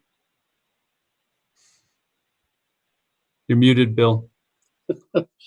Yeah, it sounds to me like we don't need a whole lot of discussion today. I'm okay with the proposal to go ahead and have staff draft something up. I've had conversations with some of the members of the council, and my sense is that I like the effort that Shannon has made. Appreciate her approach to the various restrictions. There are a couple of things there where I'd maybe like to tighten it up a bit. I appreciate the work that David has done in the comprehensive integrated approach. Don't know, it remains to be seen, I guess, how much of an appetite the council has for, a comprehensive overhaul of the alcohol licensing. But I think it makes sense to take a look at that and consider some of the things that David has put in front of us. So I suppose if you folks work on those things where we have broad consensus, that's a good starting point. And from there, we can debate the finer points. Okay. Mr. Hoban? Well, I guess I'm okay with moving forward as Mr. Shipley had discussed with some of the things where we have broadest support. And I think personally, I'm hesitant on a heat map as far as determining, or I guess I should say something coming before the council. I just think we're going to be slogging through applications. But in any case, yeah, let's move forward. I mean, looks like it's the will of the council that we explore some of these things a little further, and so I support it. Okay, so there's no motion yet. Mr. Sewell, Mr. Hanley? Yeah, I wanted to make a motion at the beginning of the discussion, so I was hoping I could interject. Well, do we want to let, we have two hands up. So Mr. Sewell and Ms. Ellsworth have both asked to speak again. Should we let them speak and then come back to you? Sure. Okay, Mr. Sewell? I'm sorry, go ahead. Go ahead. You had your hand up.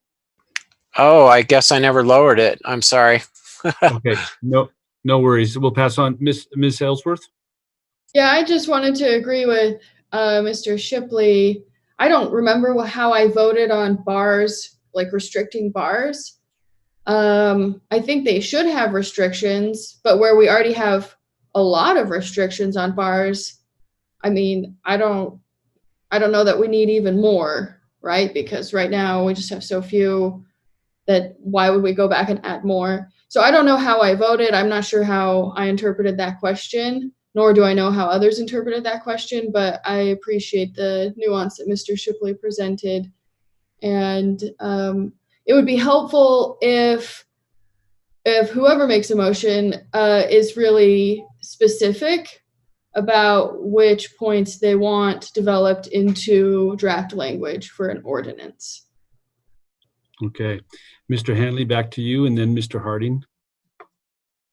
Okay, well, I want to express a little bit about where I'm coming from, and then suggest a motion. And I, this may not get support, but I feel like it would be helpful maybe to staff that we give very clear direction. I think the direction we're giving up to this point is still kind of vague, especially since it feels like we've already been doing some of what we're suggesting, but short of actually bringing forth language. But I've kind of, as I've thought more and more about this, I feel like I'm uncomfortable with the council having public hearings about a restaurant. I just think that it potentially casts a very negative, an unfair light on a restaurant that might want to locate somewhere, anywhere, that might be desirable. So and I think that's the risk that we take with the local consent proposal. That being said, I think the local consent proposal has a lot of merits because it's a useful measuring tool. It's a useful guide. So my motion would be, I'd see much stronger support for the basic elements of the F license restrictions. And that seems, therefore, along the lines of what David Shipley was saying, kind of a clear indicator to the staff to go ahead and draft something about the F license. I would like to suggest that the local consent, I'm uncomfortable with a council that's going to be changing every 2 years, which is by nature political, to be making public health decisions whenever one of these cases comes before the council. But like I said, I like the guidelines that the local consent proposal has. And I don't know if this is going to sit uncomfortably with the administration. And I'm glad the mayor has joined us, and Wayne, either of you may want to speak to this. But my motion would be that we draft the language for the F license, and that we draft language that says that the local consent proposal is for the purposes of guiding the administration in their decision-making about approvals of licenses. And that we eliminate the option of coming before the council whenever there is a bump above a certain threshold. That we simply, I just think that there's a staff person in the city who this is going to be their responsibility. And I don't know exactly how this has worked in the past with the administration, but they can be guided by these serious guidelines, and they can be making those decisions. But I just think we're inviting such political turmoil whenever this would come up, and I don't like the way it casts suspicion on a restaurant. Just in some sort of, even if it's rather benign, I just think it's easier for the restaurant industry to know that they can rely on going straight to the administration. They don't have to worry about a political fight that they're going to have, which if I were a business owner, I'd probably, prefer to go someplace else where I don't have to fight that battle, because I'm a restaurant and all I'm asking for is a license to serve alcohol in my restaurant with the meals that I'm providing. So that's my motion, is that we pursue the F license specifications, and that we pursue the creation of a heat map and the creation of the guidelines that are provided in that proposal, but that we ask the administration to continue to be the agency that provides, that grants those licenses. But we're just simply asking them to, and I don't know what kind of language we might want to use there, how strict we want to make it, but we can ask them to be using that information as a guidepost. Okay. Is there a seconder to that motion? Do we understand the motion? Mr. I think so. I'll second it. Okay, Mr. Hoban seconds it. Now it's time for some discussion. Can you state the motion just in a couple sentences? The motion is that we request the staff to draft the F license restrictions and to be brought back to the council, and that they also draft a guidelines that we will be requesting that the administration consider in their continued decision making about alcohol licenses. So we're using the substance of the local consent proposal and asking the administration to be in charge of using that information and not requiring the stipulation that it comes back to the council whenever there's a bump above the threshold. And you wanted to get the administration's feedback on that? Yeah, I am curious to know what they would think of that. And let me just, maybe I should just clarify one. I mean, maybe I've already said it, but I just don't. I mean, I've been worried about brew pubs getting too concentrated and creating what might start to feel like a drinking district. But I do not feel that restaurants serving alcohol are in the same category. They certainly run similar risks of a client abusing their privileges and drinking more than is necessary. But restaurants are very, very tightly regulated by the state, and keeping an alcohol license is a very important thing to a restaurant. And so I know that they're very conscientious already about that. I just don't want to hurt the restaurant industry or cast a cloud of suspicion over them that's unnecessary, assuming that there's a causal relationship between serving alcohol at a restaurant and public safety. So that's where I'm starting to feel more cautious, and I would prefer that the administration, and like I say, I'm worried about the politicizing that would happen if every time it came back to the council.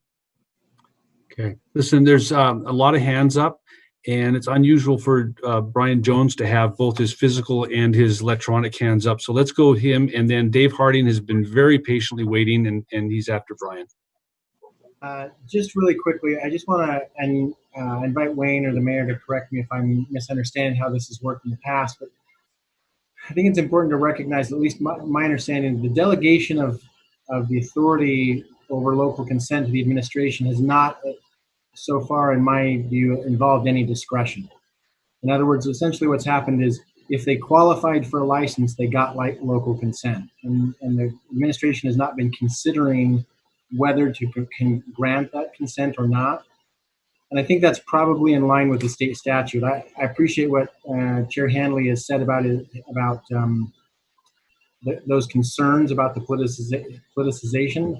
Unfortunately, for better or worse, the authority for that local consent is granted by the state to the governing body of the city. So to the extent that it's going to be delegated to the administration, it probably needs to be delegated in such a way that it's non-discretionary. So I'm not saying that it can't be delegated to them, but it probably needs to be delegated in such a way that the criteria are so clear that the only thing that the administration is doing is applying the criteria and then checking a yes or no box rather than making a discretionary decision. Thank you, Brian. Mr. Harding. Thank you.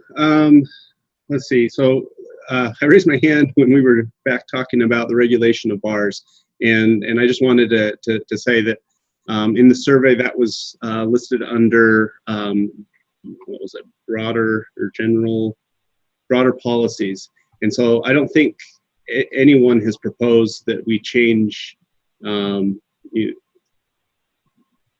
regulations on bars. That was just, I think, the council staff trying to get just some background understanding of where the councilors are at. I think what Mr. Jones just explained, I think is an example of what a committee can work through, and some of these nuances that I think it's helpful for a committee to work on those things so that we can work through those kind of details, and then put together something for the whole council to weigh in on after we've worked out those type of issues. I do want to point out that according to the survey, we have majority support for some of these items, and like one aspect of the F license is the limit of number of barrels brew pubs can produce, and that has 57% support, which is the same level of support as requiring the alcohol outlets proposed to go into an area above the threshold. So, and I guess we'll see if that's the motion that gets voted on. We'll see where the support of the council is. But I guess I'm just confused why certain things that have a 4-3 support would we've moved forward with that and not necessarily move forward with other things. Because I agree with Councilor Ellsworth that these are independent enough. I don't see any reason why the F proposal, F license restriction proposal, couldn't come forward before the local consent proposal. I think those are separate. I do still think that it would be best to have that language drafted in committee. And then I also, as Mr. Or as Councilor Sewell talked about, and as I've talked about, I do feel that it's better to not have 4-3 votes on these kind of things. And so some of the things that Mr. Handley has been talking about, kind of making changes to the local consent proposal, I'm definitely supportive of looking into it, and I would like to see something that can have broader support.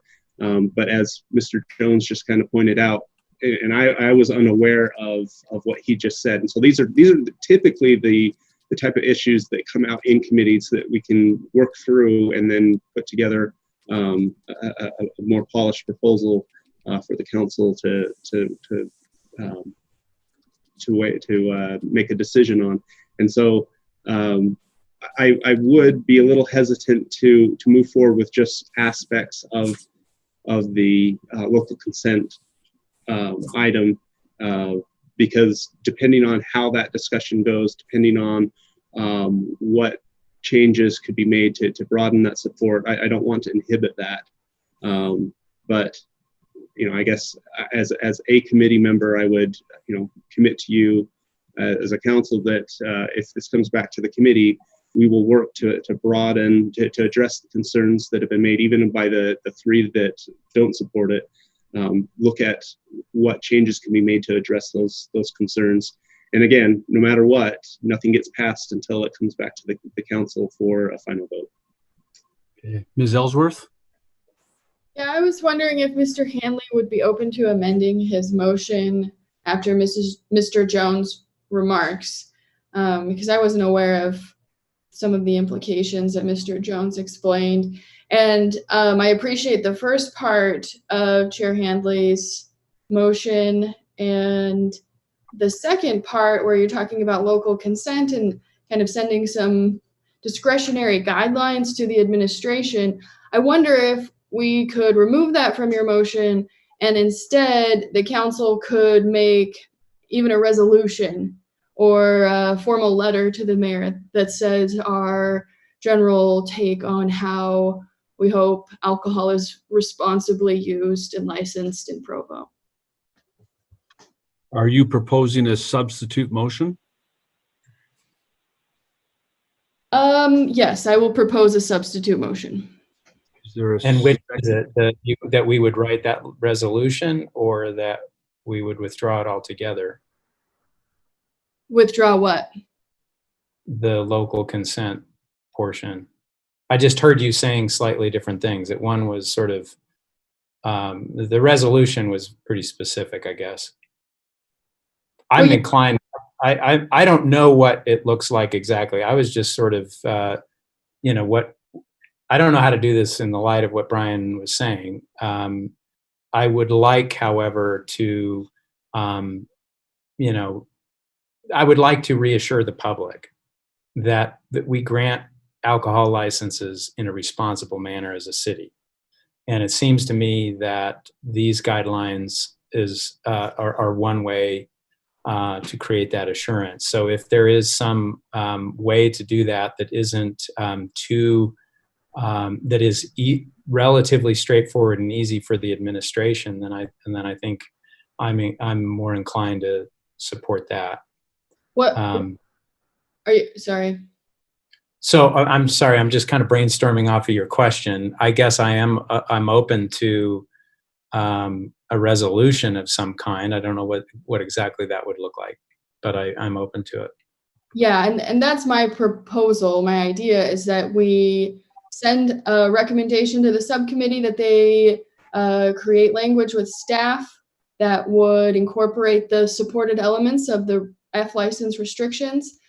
And then separately, the council or the subcommittee could create some kind of letter or resolution, as you just indicated, that we do think that alcohol should be licensed or consumed or both responsibly. I don't feel comfortable putting that in an ordinance in light of what Mr. Jones said. Right. That makes sense. Mr.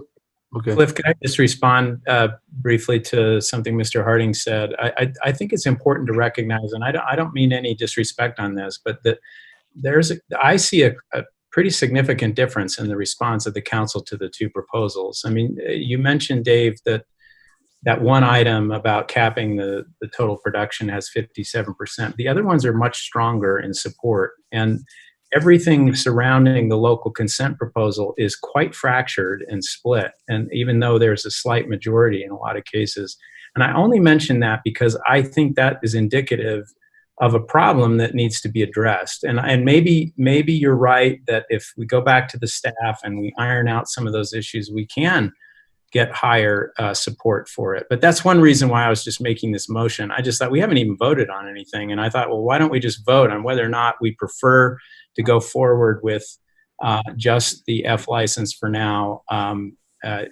just to get a clear indication. And if the clear indication is 4-3, then of course that's not very clear either. I mean, it is a slight majority, but I just wanted to point that out, that statistically, as I read it, the support is much stronger for the F license than it is for the local consent.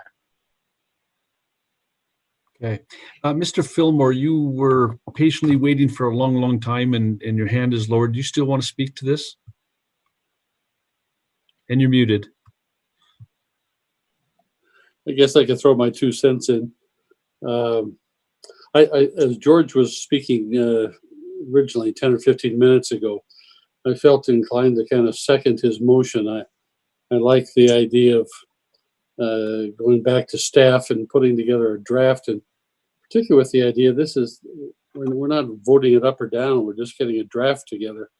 And it makes sense to me that you start with Shannon's memo that has 6 or 7 restrictions, and I would say any restriction that got a majority vote, even if just 57%, that ought to be in the draft because the majority supported, or else why did we bother to do the survey? But start with that, and we can debate, we can fine tune it. For example, if I understand correctly, and Shannon can correct me, the 1,500 barrels, 1,500 barrels a month limitation, that had some logic to it. It also had the support of business leaders from the 4 principal areas where brew pubs might end up situating their businesses. And so even though we had just the bare majority vote, it also carries the support of these business leaders in those areas. So I would say put all that together. That's kind of where we start. It's just a draft. We may want to tighten things up. We may want to loosen something up, but let's start with that. I do like the idea of having the heat map part of that. I think for purely informational or advisory purposes, I think that's a good thing. And I don't think it hurts us to take a decent look at what David is proposing in terms of a more comprehensive look. It doesn't necessarily have to be spelled out in all the detail of some of his proposals, but I don't want to take that off the table entirely until we've had a more decent discussion on that. As far as the restaurants go, I'm really not terribly concerned about restaurants. I'm fine with restaurants serving alcohol. My main distinction between restaurants and brew pubs and bars is that the latter two are promoting the consumption of alcohol. And whereas at a restaurant, they're saying, if you care to have some, we have it on the menu. And it's a different thing for me. And so that's a very subjective perspective, perhaps, but the idea of a proliferation of businesses that are promoting alcohol consumption and really formulating their entire marketing campaign around it, that's more troubling to me. So restaurants really are not very high on my list. Okay, thank you. Mr. Jones and then Mr. Harding. Yeah, let me make a couple clarifying comments. First of all, with regard to my comments earlier about the local consent proposal, I want to make clear that what I was actually proposing, what I so believe, is that if changes are going to be made to that they have to be in the code. Because a mere resolution or letter to the administration asking them to exercise discretion that they're not granted the authority to exercise won't do anything. So what I was actually trying to say is that right now we have a provision in the code that grants them the authority to grant that local consent, but in a non-discretionary way. They just grant it every time that the entity qualifies for a license. What I was suggesting is that if that policy is going to be changed in any way, it needs to be changed by amending that code. And my comment was intended to say that if that's going to happen, the way that the code is changed needs to include specific non-discretionary criteria for the administration to follow, at least in my view, to avoid a problem with delegating legislative power in an impermissible way. Having said that, let me try to make this a little bit easier for you. And I know that the council is widely split on this, but looking back at the list, the other thing that I'm noting is, and I think this goes back to Mr. Harding's comments earlier in the evening or in the afternoon, that we already have a committee constituted to handle this issue. They've already been granted authority and a mission statement to handle these things.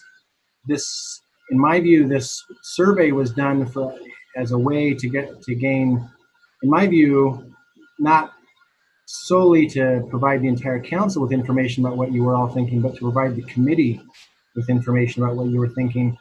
And as I look at the survey results, there is no proposal that's been proposed that a majority of the council opposes. So in that view, I guess I would go back to maybe disagree a little bit with what Mr. Strachan said at the very beginning of the discussion, which is that I don't think you need a motion. I mean, I think that this could easily be handled by this issue just going back to the committee for the committee to take the feedback that it's gotten from the entire committee. And I think it would be wise for the committee to process those issues according to the priority of which the majority of the council has given it by the way that they voted. But in my view, the only motion that really needs to be made is if someone on the council wants to make a motion to ask the committee not to do something. Otherwise, I think that you are in a position where you could just let the committee go back and take the feedback we've given them. Alternatively, if that's unworkable for some of you, my second suggestion would be, I think you would make more headway if you made two separate motions. And if somebody made a motion to just go ahead and process either all of what we've been referring to in this meeting as the F license restrictions, or perhaps a motion to process everything that has 72% or higher support first. I think that it sounds to me like that motion would pass easily and quickly without much discussion, and then you could have a separate motion about whether you want to direct the committee to handle anything else. But again, from my perspective, I don't think a motion is actually needed. Okay. Thank you. Mr. Harding? I want to withdraw my motion in light of what Brian has said, just for the record. Okay. I just wanted to clarify and apologize if I said this in a way that I implied otherwise, but I was just referring to the fact that this survey broke down the two proposals into components, and the F license restriction proposal has 5 parts, which had those parts had support ranging from 86% to 57%. And the local consent proposal was broken into 2 parts that had 72% support and 57% support. So I wasn't saying that there was equal support for the broader proposals. I was just saying that I guess the least supported component of both of those were at 57%. So I apologize if I misspoke on that. I did have I support what Brian Jones suggests in just allowing this survey to inform the committee to move forward with our work. Okay. So what I am hearing though is that, from Dave's comment and Brian's comment is that if the council, in the absence of any other motion or a motion to do so, all of these points could come back. The committee can work with Brian Jones on language, and then bring back the actual code language to the council as one possibility. Dave Shipley?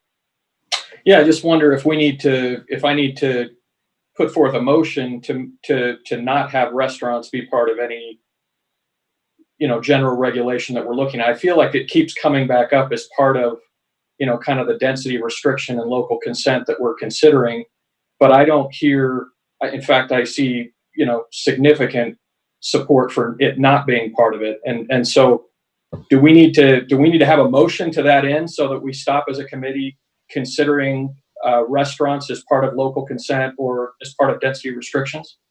That I think would be, in my view, that would be helpful to the committee. If there is a specific if there's a specific part or component or larger proposal that the council as a whole wants to kill and for the committee to stop talking about, those are the kinds of things that I think a motion would be very helpful for. Yeah. Then I would move that I would put forth a motion that strikes restaurants from any further discussion within the committee. And not included in a heat map discussion then? Right. Okay, is there a seconder for that? I'll second. Okay, Shannon has seconded that. First hand up is Bill Fillmore. I just remembered something, and this would bear on my supporting the motion. Virtually all restaurants, their liquor element is just kind of a optional side thing. It's not promoted. It's not, people are going to have a glass of wine or beer or whatever at dinner. It's one thing. But we do have some restaurants that have full-on bars, right? Like the Marriott. That's another way of proliferating bars in Provo, is if we take the restaurants out of consideration altogether, but they could get a full bar license, and there'll be a lot of people upset with that. So Brian, maybe you can help me on that. What stands in the way of a new hotel getting a full-on bar, where we end up with a proliferation of something that sounds like virtually nobody on the council wants? Well, I think the issue that you're going to have to address there is maybe there's a definitional issue with Mr. Shipley's motion about what a restaurant is. I anticipated him to mean that, as I understood his motion, if we could define that as a restaurant without a bar, then I think it'd be more palatable to some of us. I would just like to remind the council there's a definitional difference between a restaurant and a bar. So it doesn't qualify as a restaurant unless a certain percentage of its food, of its sales are to food rather than to alcohol. So I guess the question I would have for you, Mr. Fillmore, just to be clear about what you're asking is, are you worried about whether it's really a restaurant that sells certain kinds of liquor, or are you worried about that it doesn't meet the definition to even be a restaurant but we might think of it as being a restaurant because it also has food. Well, I guess I'd supersede that with a question of my own, Brian. That is, for example, the Marriott Hotel, does it have a separate license for a bar, or is it merely ancillary to its restaurant? I'd have to defer to Hannah on that. Yeah, I'm happy to answer that really quickly. I was just typing a message to Cliff so he could do it. With the Marriott and other restaurants like that, they have their own independent bar license. It's not a restaurant license, but there are others, for example, Red Robin, that do have a full service license. So just a reminder for the council, there are 3 kinds of restaurant licenses from the state: beer only, limited service, beer, wine, and full service, which is a full bar like you would find at Red Robin, for example. So you could limit it that way. The Hyatt has a Hyatt. restaurant with a full service liquor license from the state, but they are still under the requirement to have 70% of their sales come from food. Yes. Mr. Harding? Thank you. I think this kind of, again, illustrates the reason why it's good to work out these type of details in a committee.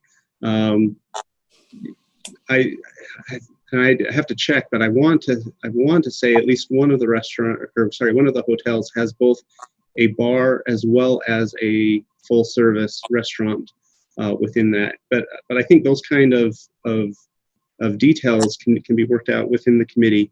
I would hope, and again, just kind of going back to the results of the survey, but I would hope that at the very least that the committee could work on a density license, a density measurement that considers all alcohol outlets, ranging from beer only restaurants through full service restaurants through the state liquor store.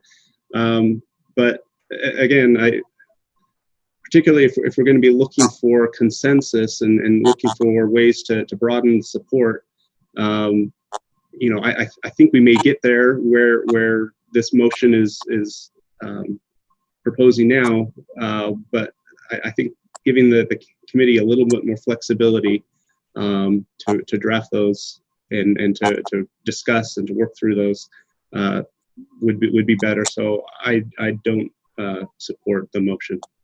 Okay, we need to wrap this up soon. Shannon Ellsworth? Yeah, I'm ready to vote on that motion. I just think that we've been spinning our wheels on this exact question, and we need to know, is there a majority in favor of leaving restaurants alone, or is there a majority in favor of regulating restaurants with other licenses? Right. I think the distinction is suggested amendment to Mr. Shipley's motion.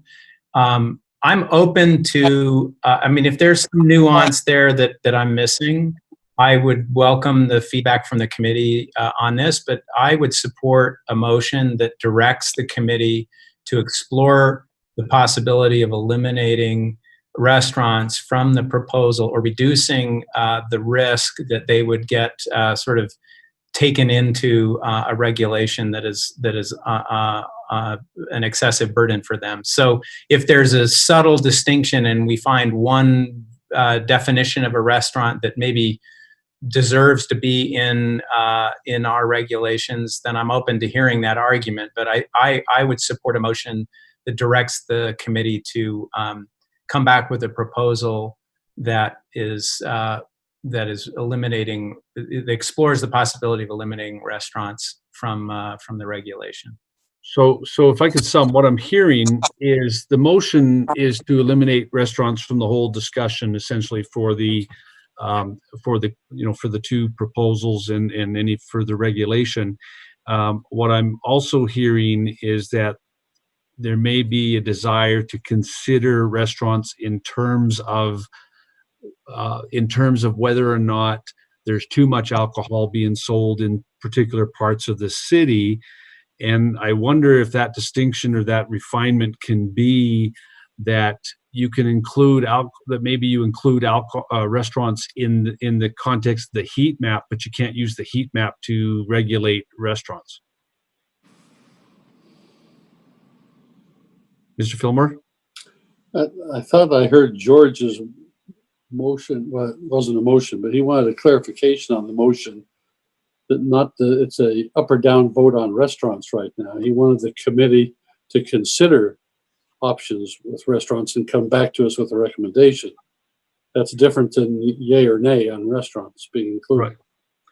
And Mr. Shipley's motion was to, as I understood, Dave, to remove restaurants from further regulation in this effort. And it was seconded by Shannon. I don't have a second for George's. Did George make a motion, or was he just saying he would support a motion? He would say he would support one. I guess Okay, I'll pitch that question back to Mr. Shipley. My question is, if that is if that could be the motion that I just want to leave it open to the possibility that there might be some nuanced definitions of restaurants that we're not aware of right now. But I think we're all in agreement with what Mr. Shipley said. Maybe we're not. At least I know I am. Sorry, I didn't mean to speak for anybody else. But I am in agreement that I'm not interested in regulating restaurants more than they're already regulated. So I'm only interested in. So anyway, enough said. But if there's a little bit of nuance in the definition of a restaurant, and the committee comes back and says, well, we can eliminate 95% of all restaurants from this regulation, but we would recommend that this particular definition be included for the following reasons, I'm open to that. So I'm not really making a motion, I guess. I'm just discussing. So there is no motion there. Shannon Ellsworth? Yeah, Hannah chimed in on the chat and said that Marriott and Residence Inn by Marriott both have Class C licenses, which are for bars. So we don't even have to worry about that specific nuance. And again, it would just be really helpful and really progressive for the subcommittee to vote up or down on restaurants, if they should be regulated or not. Okay. Bill Fillmore, I'm going to give you the last word before we have a vote. I want to clarify, is a Class C license then a separate license for a bar above and beyond the license for full service liquor? Yeah. So to have an actual sit down bar requires a separate license altogether from the larger restaurant license. It requires a separate license from the state and from the city. So Marriott has bar licenses, but Red Robin, which has a full service restaurant or full service bar, has the full service restaurant license and a restaurant license from the city, whereas the Marriott has 2 bar licenses rather than restaurant licenses. Yeah. Okay, and I'm hearing that Hyatt has a Class B. Mm-hmm. So the city has to give its consent to that separate bar license. For every license for every event serving alcohol, whether it's a one-night festival or a new permanent bar. So that would come under the heading of giving specific criteria to the administration in the absence of their discretion. Well, right? they have criteria in our ordinances. Mr. Hanley, I'm going to turn it back to you because there's a motion on the table and seconded, and it's probably time for a vote. That's what I was about to say. So, so I would like to call for a vote on Mr. Shipley's motion. I'm assuming it doesn't need to be restated. So I will start with Ms. Ellsworth. Yes. Mr. Fillmore. For lack of certainty, I will vote no. Mr. Hoban. Yes. Mr. Sewell. No. Mr. Shipley. Yes. I will vote yes. And Mr. Harding. Oh, no. Okay, so that was 4 votes in favor. Myself, Mr. Hanley, Ms. Ellsworth, Mr. Hoban, and Mr. Shipley, and Mr. Sewell, Mr. Fillmore, and Mr. Harding opposed. All right. Is there anything else that we need to tackle with this discussion, Mr. Strachan, or are we ready to move on? I believe in the absence of any other motions that these results will go back to the committee and without dealing with restaurants. And hopefully the committee will be able to come back to you soon with some new language. All right, I'll just say I want to express my appreciation to the committee for their very, very hard work on this. And I know it's been a difficult issue.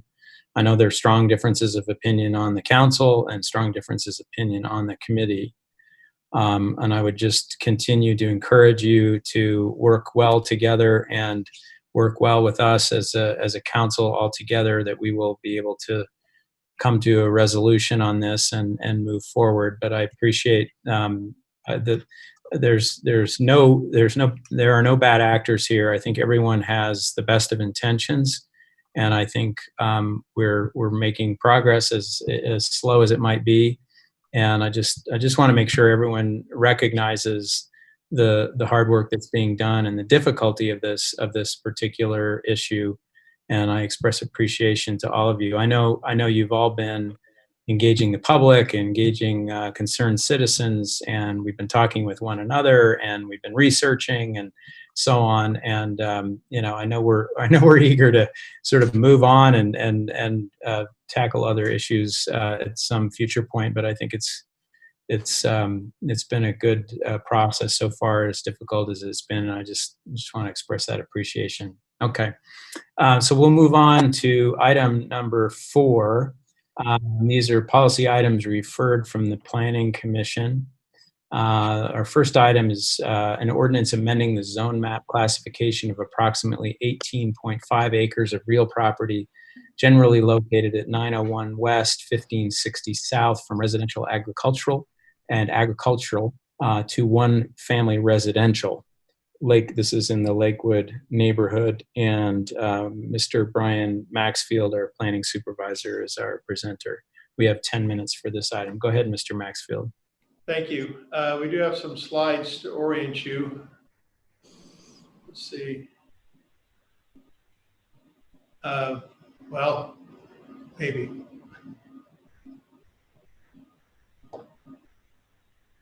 There we go. Okay. Oops.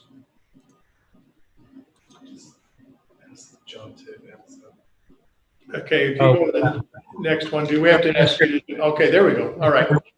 Mr. Maxfield, for a second. Can I interrupt for a second?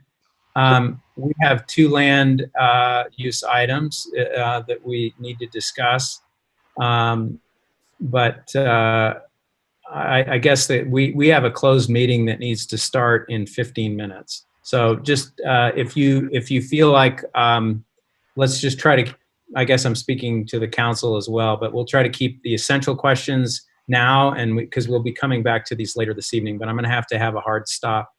Am I getting that right, Cliff, that we have a hard stop at 4:15? Or we have to start a new meeting, a closed meeting at 4:15. So right, a closed meeting has been requested, and the person that needs to be there has kind of a hard stop at the end of that. So we had committed to a 4:15, 4:30 discussion. Sorry? Let's say we'll finish this meeting at 4:10, if that's okay, Brian and Javin. Just give us the highlights and see if there's any questions that can't wait till tonight. Yeah, I think I just show the maps here real quickly where you can see the 2 zones that are involved, the area that's involved, kind of orientation there. Then go to the next slide. This next one shows the Southwest area plan that was adopted a couple years ago. Well, I think it was a year and a half ago. The areas in that yellow, that residential, and then the last plan shows or the next slide shows the concept plan layout of the subdivision, orientation toward Osprey subdivision, which you may be familiar with. Basically, what the Planning Commission found, staff recommended that because of the compliance with the general plan and the ordinance requirements, that we recommended in favor of or the council approval of this item. There were comments that were submitted by residents and also the neighborhood chairman, who had concerns regarding neighborhood meeting and wanting them to come back to an additional neighborhood meeting. Planning Commission tried to address each of those in their review and felt that they could successfully address those items. And so their recommendation was favorable also to the plan or to the council. Is that a quick synopsis? That was certainly very quick. Anything else you want to say or any questions from the council? Are there any questions? Have we seen this before? I don't believe it got all the way to council. This item is about 3 years old, but it was held in a lot because of the southwest area's lack of sewer capacity. And so it couldn't really go forward for quite a while. And so once that's been solved, engineering feels that they can adequately supply the sewer for this project, then we brought it forward again. The applicant did, I'm sorry. Mr. Harding.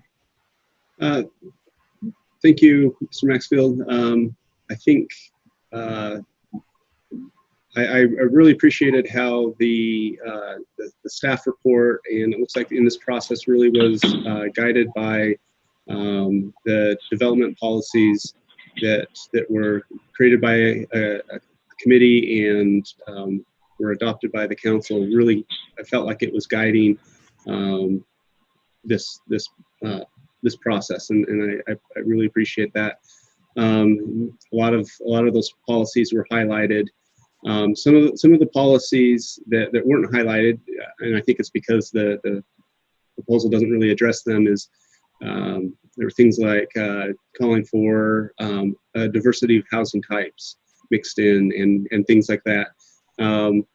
But looking at that, even if a developer wanted to come in and wanted to align their proposal with those policies, with those adopted policies, there's really not a zone that the city has that can be that they could apply for to put those policies, to incorporate those policies. So I'd be interested. I'm hopeful that going forward we can take a look at what those policies are and look for ways to give developers options to follow those policies. And then the one other thing I wanted to throw out, and then well, no, I'll just, in the sake of time, I'll end there. Mr. Hoban.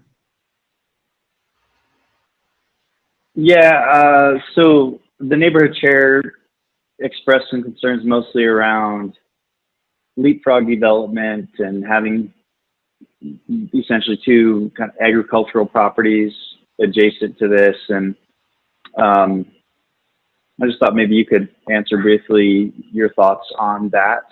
And then also the last question I had, maybe this is for staff, is there was a request from the neighborhood chair to have this as an open city hall, something that's kind of given more exposure. So anyways, if those three things could just be addressed. Okay, yeah, the idea of leapfrogging usually refers to development that jumps your infrastructure. You don't have infrastructure ready to service. You have to make extensions out. You skip a lot of property. In this case, the property is adjacent to development to its north. It does skip 3 properties to the east. However, there is no way to force properties to participate in a development. And so it always becomes problematic of, can everything be next to each other? Certainly it already adjoins, again, this development on the north. But to the east, those people opted not to participate at this time. The Planning Commission tried to address the idea of the neighborhood meeting. They brought that up at the end, and their belief was that the other neighborhood meetings had been held, they'd gotten input, and the neighborhood meetings really are to give information to the neighborhood to be able to identify impacts that should be addressed at the time. Planning Commission felt that they had addressed every conceivable impact they could think of. If you listen to that meeting, You'll hear them even say that they can't think of anything else they could possibly address that having another meeting would bring up. Here we finally get a plan that meets the general plan of what we're trying to do. Why would we not push that forward?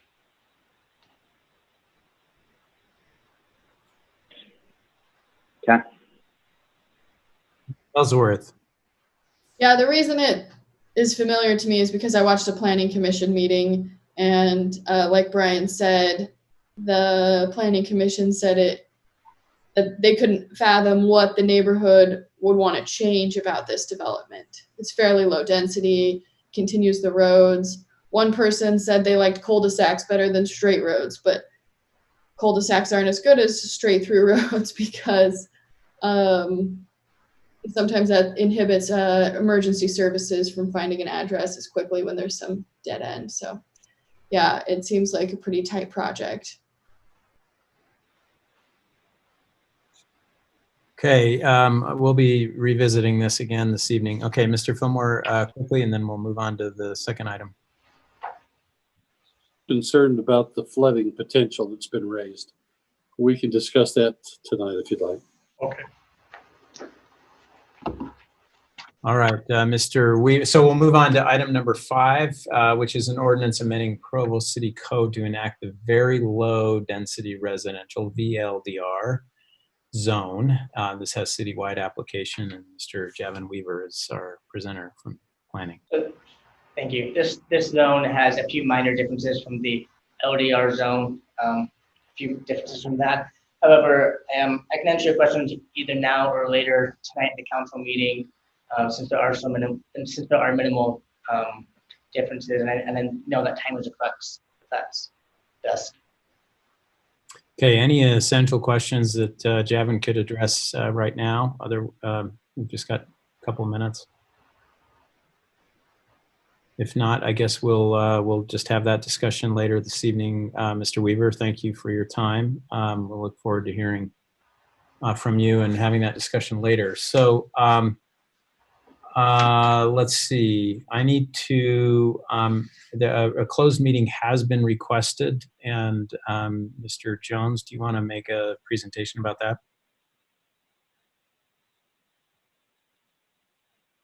If I can unmute myself, I would love to. I kept missing the button with my mouse. So yes, there has been a requested a closed meeting. This is a little bit unique. We haven't done one for this purpose before, but one of the approved purposes in the state statute is for deployment of security personnel, devices, and systems, and there's been a closed meeting requested for that purpose, which is appropriate under the statute, so it would be appropriate for there to be a motion at this time. All right, so I'm looking for a motion to close the meeting. So moved. I have a second. Seconded. That was Ms. Ellsworth motion and Mr. Harding seconded. Do I need to call for a vote? I do, right? Yes, so I will vote yes. Mr. Harding? Yes. Ms. Ellsworth? Yes. Mr. Fillmore? Yes. Mr. Hoban? Yes, please. Mr. Sewell? Yes. Mr. Kipley? Yes. Okay, the voting is unanimous. We will now adjourn and reconvene in a closed meeting, and that will be in Microsoft Teams. So I'll instruct everyone to join us there in 7 minutes time at 4:15. Thank you.